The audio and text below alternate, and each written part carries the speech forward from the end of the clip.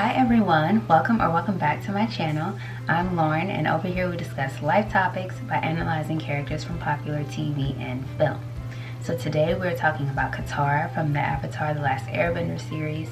I think this is the last character I'm going to do from this series, but we'll see. And our topic today is mastering your emotions. Now, Katara is renowned for being a sugar queen and being a little bit out of control with her emotions. She tends to lash out, she tends to be overly comforting, that type of things. Those are some of the things that she deals with throughout the show. Now, I love Katara. She actually might be my favorite character from the show. It was not always this way. She used to be my least favorite when I was a kid watching the show. But in rewatching the series, I see how much of an essential character she actually is. I don't think they could have done, them being Team Avatar, could have done really much of anything without Katara. So I really appreciate her. That being said, she's a very flawed character, as a lot of people like to point out. So like I normally do, I give 3 tips, 3 tricks to deal with the topic at hand. So we're going to look at what Katara did to grow and begin to learn how to master her emotions, and how we may or may not choose to do some of those same things to deal with that issue if we're having it ourselves, okay? So number one is having a healthy sense of detachment. Now, detachment is defined as the feeling that you have of not being personally involved in something or having no emotional interest in it. And having a healthy sense of detachment is key in mastering your emotions. At all times, you need to be able to say, hey, this situation, this person, this whatever is no longer serving me, and I am no longer going to invest my emotional labor, put my heart on the line, put my resources, my energy on the line when it's no longer benefiting me. I'm going to step away and do what benefits me. If you're unable to do this, you are going to find it very difficult to get in control of your emotions, because you are going to be subject to whatever situation it is, and you're not going to be able to let it go because you are so attached and so involved. If we look at the season 2 episode, The Avatar State, where Aang goes to an earth kingdom, they are trying to induce him into the avatar state. Katara thinks this is a bad idea. She thinks he should go about it the natural way, learning the 4 elements and then going to fight the Fire Lord. But Aang and the other earth kingdom generals agree to speed up the process. Katara disagrees with this, and she starts off strong. She tells Aang, you can do whatever you want, but I can't be there to watch. In other words, I'm going to have to detach from this. I'm going to have to uninvest my emotions in this, because I can tell this is going to hurt me in some way. But of course, you can do whatever you want. So the next day rolls around and they decide to start the process with Aang. And this is where she lets herself down, so to speak. Instead of staying away like she said she was going to do, she comes back in to check up on Aang. If you guys have ever heard like the saying, the promises that you break to yourself is kind of the worst thing you can do, because how can you be honest or good to other people if you're not good or honest to yourself? This is one of those situations. Katara had stood up for herself. She had exerted some healthy detachment. She had made a decision and she was standing in it. But then she went back on it, sort of betrayed herself in going out there anyway and checking up on Aang when she already had established that that was going to hurt her in some way. She didn't want to see Aang get hurt. That was going to hurt her. So she went back on her own word. And this is what happens when you're unable to healthily detach. And we see in the episode, immediately as soon as she went out there and betrayed herself, she got herself into trouble. She became the bait for the Earth Nation generals to use against Aang to induce him into the Avatar state immediately after betraying herself. Let's look at an episode where Katara actually does follow through in her promises to herself and that healthy detachment. The season 1 episode, Jet. We know that she had a crush on Jet. They were beginning to develop a relationship, and Jet, in a sense, betrayed them by way of not giving them all the information and having them do something that they didn't know they were doing, that they were against. Now, immediately when Katara learns of Jet's real plans and his true intentions, she has a choice. She can either buckle and give in to Jet's way of doing things because she is emotionally invested in him romantically and in his cause, or she can stay true to herself and what she believes and detach herself from the situation. And that's what she does successfully in this episode. It hurts her to do so, but ultimately she knows it was the right decision for her. And that's what healthy detachment looks like. Yes, you may have been invested in something. Yes, you may have thought that someone was one way and they're not. But that doesn't mean you are not able to pick yourself up out of that situation when you see fit. You need to be able to do that. So, number 2 is having a realistic understanding of control.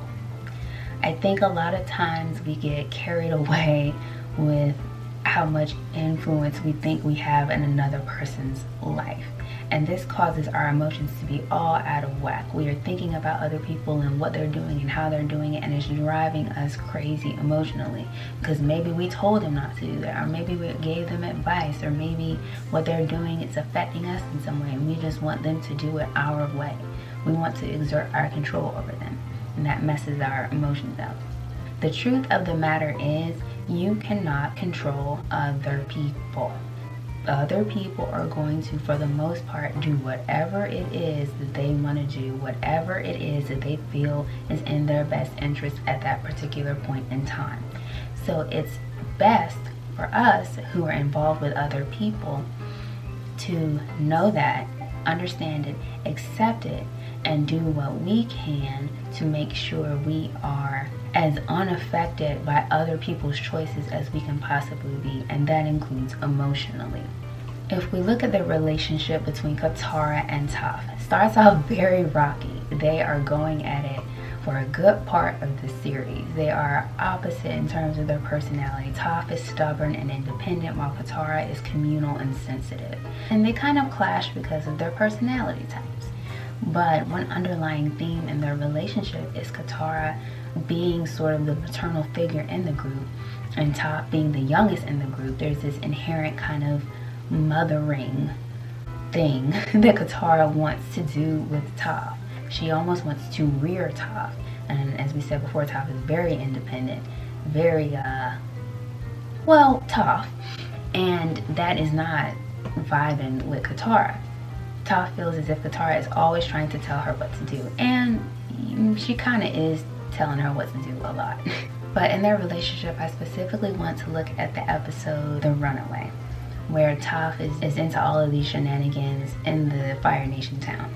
She's tricking people out of their money to the point where they have wanted posters for her. And this, of course, worries Katara as they're trying to keep a low profile since the gang is in the Fire Nation. So they have an argument about this, several arguments about this. Katara is attempting to exert her control over the group. And Toph, even though Katara is right, she just can't take it because she's not the type to accept someone trying to control her. Now, during the course of this episode, Katara finally realizes that, one, she can't control people, and the more that she tries to control someone, the more that they stray away from the very thing that you're trying to tell them. It's kind of just human nature. We don't want to be confined, contained, controlled, all those C's. We hate it, and we'll rebel even when we know something is good for us just for the sake of rebelling. You ain't gonna tell me what to do type stuff. So Katara learns this, and we see her by the end of the episode sort of humbling herself, talking to Toph and letting Toph know where she's coming from, and even joining Toph in her shenanigans just to show her that I realize what I did wrong.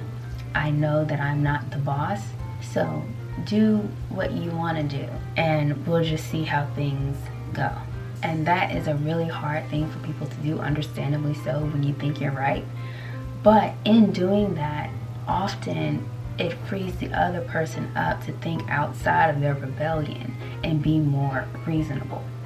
It also frees you to detach, which is step number 1, right? And number 3 is to take control of your thoughts. This is probably the most ongoing step. You're gonna have to make it into a habit, and it can be very difficult to do when you first start out, but with practice, as with anything, you'll find yourself getting better and better. Taking control of your thoughts means having a thought.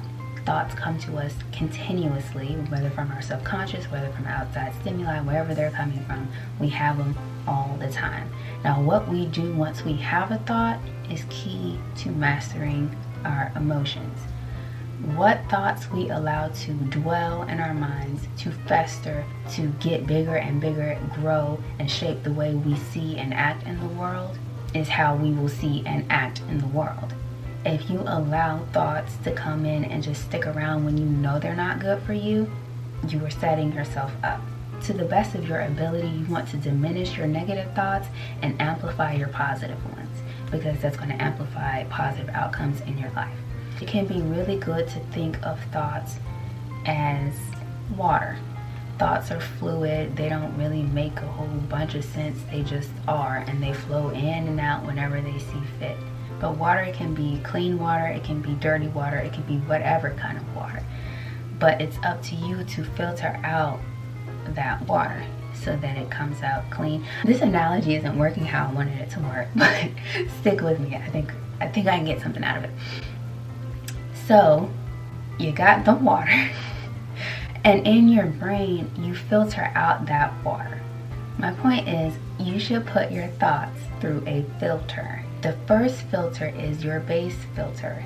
In other words, yes, I'm having this thought. I'm not going to punish myself for having a negative thought. I'm not going to punish myself for having a weird thought, because that's just what it is. I'm human, and this is the human experience. A lot of things come to me within a day's time. Some of them I would never tell anybody because they're that weird. But they're there, and I'm not going to deny myself the thought, the feeling, the emotion. But what I do with it next is something totally different. That second filter, you're going to determine whether or not this thought benefits you in any way. If it does not, it's time to throw it out. It's time to dismiss it. Not dismiss it in the sense of saying, denying that you ever had it, but dismiss it in the sense of saying, I cannot put this to use. Therefore, I'm getting rid of it. And the stuff that you can use, you keep. The more you make this a habit, the more you'll find yourself being easily able to do this process without a lot of effort. You'll find yourself hanging on to those things that serve you and just casually letting go of those things that don't. And you'll find yourself making more mature decisions, because another issue with emotional control is the inability to make good decisions for yourself, because you're unable to detach. You have a weird understanding of control. Your mind is clouded, and now the decisions you make reflect that cloudiness and that confusion and that aggravation of not being able to control your thoughts. It's a vicious cycle. So for this step, I want to look at the episode The Southern Raiders, which is a really heavy episode, but I thought it was a great addition. So in this episode, Katara finds the man that murdered her mother. She's with Zuko, and she confronts him, and she has, of course, a choice. She can kill him, or she can let him live. Now, it'd be easy for her to kill him. She has the power to do it, and she has Zuko's backing. Or, like I said, she could let him live. Now, ultimately, we know she decides to let him live. But that whole scene, the example of the step I just gave, when she confronted him, she was raging. Her emotions were raw, real, heavy, and intense. She had a bunch of them, and you could see it. You could hear it in her voice. She was very distraught, very angry. All of those emotions were right there. But you can see in her talking it out. You can see in her communicating kind of with this man and with herself. We can see her put those emotions through those filters that we discussed. She put it through the first filter, and she didn't dismiss what she was feeling. She said exactly how she was feeling. But then she took it to the next level. She sifted through those emotions. For whatever reason, she decided would not benefit her the way that she thought it would. And thus, she decided to let him live. Now, this isn't some statement on like the morality of it, whether or not she should have let him live. This was just about her making a mature decision for herself, whether or not she let him live. She went all the way through with the thought process, and in doing that, she ended up making a decision that was best for her. And she settled that within herself because she took control of her thoughts. She took control of her emotions instead of just acting out everything she was feeling in that moment. And therefore, she didn't regret her decision. Okay? So, those are the 3 tips I have for this video. I hope you guys enjoyed. Don't forget to like, share, subscribe, do all of the things. And I will see you guys in the next video.